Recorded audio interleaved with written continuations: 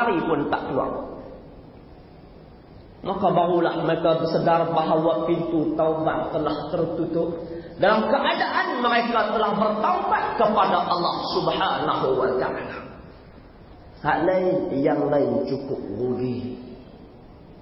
Yang lain cukup rugi yang tak mendapat keampunan daripada Allah Subhanahu wa ta'ala. Tapi yang ni semua orang tak apa nak senang. Yang mereka lebih suka fikir apa yang mana yang perlu kita fikir, kesenangan di usia tua. Kesenangan di usia tua. Tu saja yang mereka fikir, tapi tak fikir apakah bekal untuk mereka bertemu dengan Allah Subhanahu wa ta'ala. Saya baru tadi daripada hospital. Isteri saya kena penyakit denggi berdarah. Dalam bilik yang sama ada seorang orang tua. Cucu dia adalah 2 orang. Sanggup cuti kerja kerana apa? Kerana nak jaga tok sakit. Saya tanya dia, hampa ni duk jaga tok hampa sakit, sanggup cuti kerja no? Sanggup, biar pi. Semoga dengan apa yang kami buat nanti, esok anak-anak kami contoh buat kat kami macam tu. Tak abaikan kami. Kata dia, semayang tak? Semayang tak? Ibadat tak? Tujuh pasal kata memang tak pakai. Dia fikir usia tua, bahawa tua ni, usia dia bila tua ni, dia terbela. Tapi walaupun itu yang dia kata, tidak ada jalan lain untuk nak bela usia tua kita, kesenangan usia tua kita, kebahagiaan usia tua kita, dengan kita ini meletakkan diri kita dalam usia muda ni kena pada tempatnya. Usia muda kita, tuntutlah ilmu agama Allah Subhanahu wa ta'ala sebanyak mungkin. Dan letakkan cita-cita kita ini hidup sebagai ulama.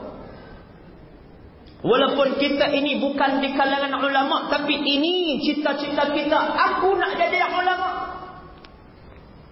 Maka bila nak jadi ulama, apakah persiapan kita, apakah persediaan kita? Kena ngaji. Tak boleh kalau tak ngaji. Ilmu ni bukannya dia main dengan jual beli. Surau Berwajah, alhamdulillah, boleh dikatakan setiap malam ada majlis ilmu, kuliah ilmu, kena ngaji. Macam orang berangan lah. Berangan nak pakai kereta Ferrari.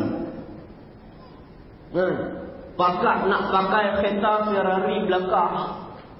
Tanya nak pakai tak? Oi, Ferrari aku nak pakai. Harga berapa dia? 500 juta. Tak apa, aku sanggup beli.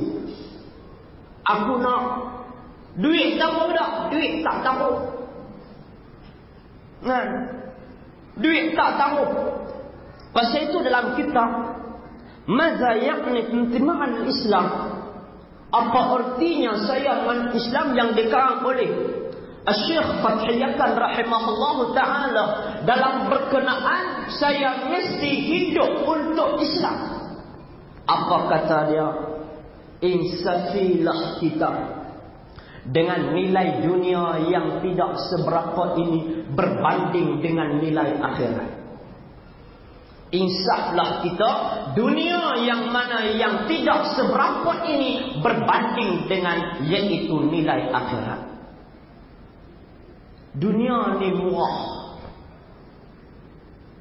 Boleh duduk ramai. Macam orang beli van. Van buruk macam van saya tu.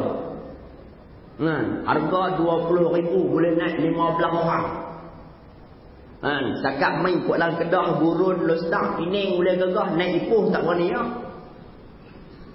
Takut sakit tak cabut exhaust, cabut tayar. Van buruk harga 20,000. boleh naik ramai berbanding dengan Ferrari yang hanya boleh naik 2 orang. Harga 1,5 juta. Orang fikir hak mana yang cerdik?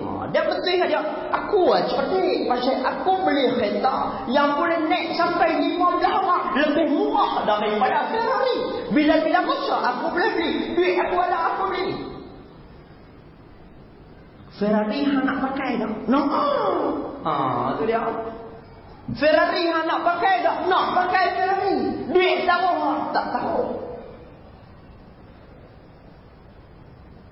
Itulah bandingan dunia, yang mana dunia ni yang harga yang cukup murah. Perjalanan yang tak boleh pergi jauh selama mana, hanya boleh pergi, kita kata macam van buruk tadi ni, daripada Kedah boleh pergi sampai Ipoh. Nak gagah pergi Kuala Lumpur tak berapa nak berani. Tu pun dekat Sari baru sampai. Kat Sari baru sampai di Ipoh. Berbanding Ferrari, kalau kita start naik daripada Gurun ni ke Johor dalam masa beberapa jam. Tak tahulah pasal tak bisa naik Ferrari. Apa kelajuan dia? Yang hanya boleh naik 2 orang. Harga yang cukup tinggi, itulah bandingan akhirat. Akhirat yang mana satu perjalanan yang cukup jauh, yang perlu kita kena sabar banyak. Nak beli Ferrari, duit ada 20,000, jangan lagi beli van buruk. Taruh lagi sabar duk tengok orang beli kereta mewah. Taruh lagi aku nak beli Ferrari. Sampailah cukup 20, sampailah cukup 1,5 juta, 500,000 barulah beli Ferrari. Ferrari boleh naik yang mana lebih laju daripada kereta tadi yang hanya boleh naik 2 orang. Cukup bahaya, cukup senang. Begitulah ibarat dunia. Dunia ini yang kita boleh duduk ramai. Dunia ni kita boleh duduk ramai. Kita kata ambil contoh gurun ni. Keluasan dalam gurun ni, kita kata dalam satu kampung, lebih kurang kita kata tak sampai 100 gelung. Keluasan kampung saya rasa tak sampai 100 gelung. Kadang-kadang satu kampung yang kecil tak sampai 100 gelung, tak sampai 1000 gelung. Kongsi berapa orang ramai. Kita duduk rumah taman, yang mana rumah taman, satu taman sampai berapa orang kita duduk. Terpaksa kena share kongsi dinding dengan dinding orang. Dinding orang, dinding kita juga. Dinding kita, dinding orang juga. Bumbung kita kadang kena lantai rumah orang. Terpaksa kita kena duduk yang mana satu tempat yang cukup sempit. Apabila kita duduk, kemudian pula bila kita nak tambah rumah lagi, lebih orang marah. Kena perenggan orang.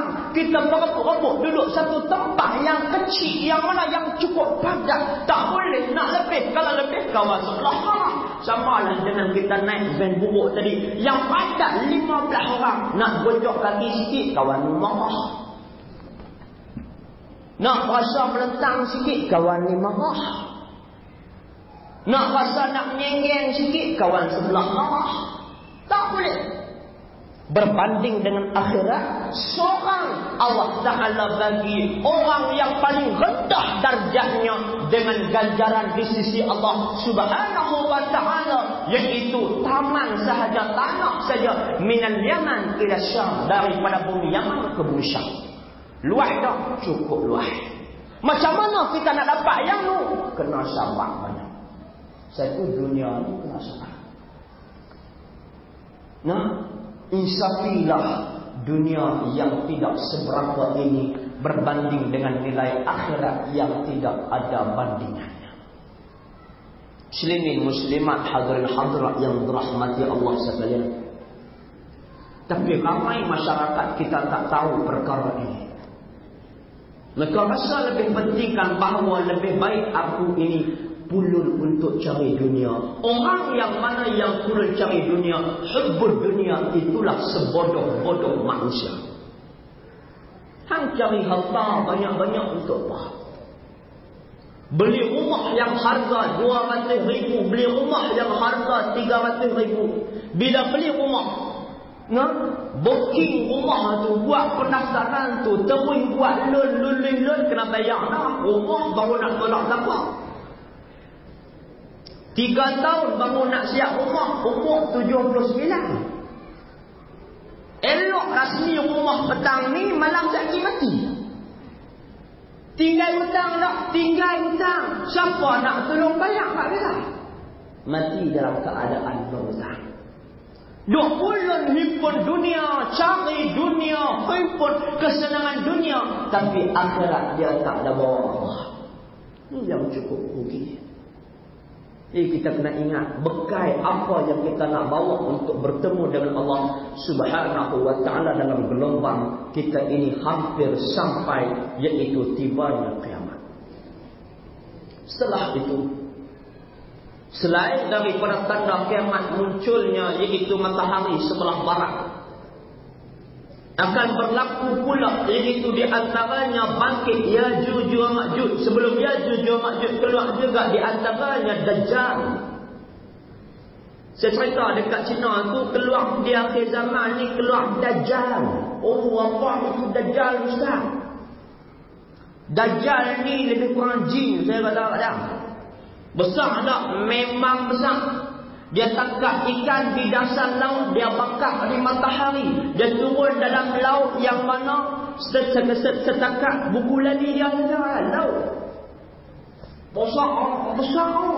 Nama apa? Dajjal. Jahat ada. Memang jahat. Hang biasa dengar nak di antara pepatah Melayu, bila orang nak nama orang kata DJ. Dengar, bisa dengar perkataan DJ ni. Apa arti hang datang ni ya?